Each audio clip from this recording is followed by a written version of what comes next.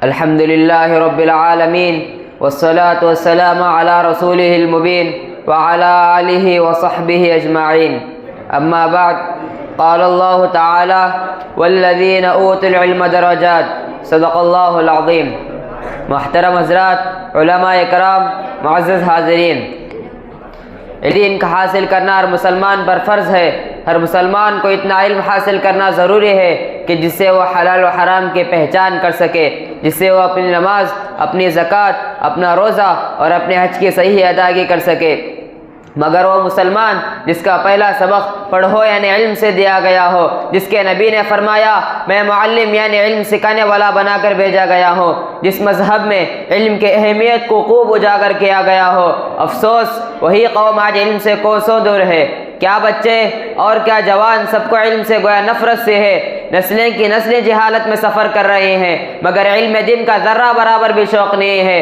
جبکہ علم دین وہ علم ہے جس سے دنیا میں بھی عزت و رفعت ملتی ہے اور آخرت میں بھی سرخروئی نصیب ہوتی ہے.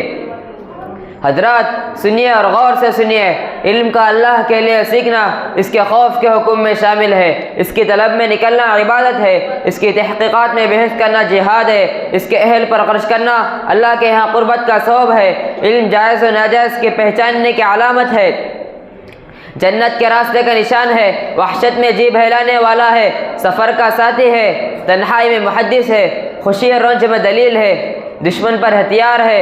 اختالہ شانہ ہو اس علم کی بدولت جماعت علماء کو بلند مقام عطا فرمایا، بس وہ خیر کی طرف بلانے والے ہوتے ہیں اور ایسے امام ہوتے ہیں جن کے نقش قدم پر چلا جائے، ان کے کردار کی اتباع کی جائے. فرشتے ان سے دوستی کی چاہت رکھتے ہیں، اپنے پروں کو ان کے راہ میں بچھاتے ہیں.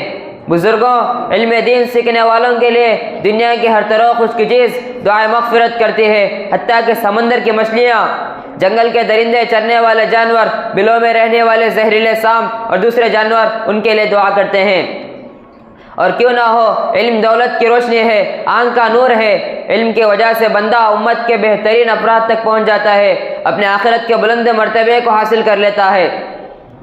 اس کا مطالعہ روزوں کے برابر ہے، اس کا یاد کرنا تہجد کے برابر ہے. اسی سے رشتے جوڑے جاتے ہیں، اسی سے حلال و حرام کی پہچان ہوتی ہے. عمل اس کے تابع ہے. نیک بخت لوگوں کو اس کی توفیق دی جاتی ہے اور بدبخت اس سے محروم رہتے ہیں. حضرات، جو قوم دنیا میں جاہل رہتی ہے، علم سے دوری اختیار کر لیتی ہے، اس کی حیثیت زمین پر مردے جیسی ہے اور قوم کبھی ترقی نہیں کر سکتی. اس لیے ہمیں چاہیے کہ علم دین حاصل کریں، اپنے آخرت کو سنواریں، کیونکہ یہی عزت ہے اور یہی ہمارے نجات کا سامان ہے. اسی بات پر میں اپنی تقریر ختم کرنا چاہتا ہوں. وما علینا الا البلاغ.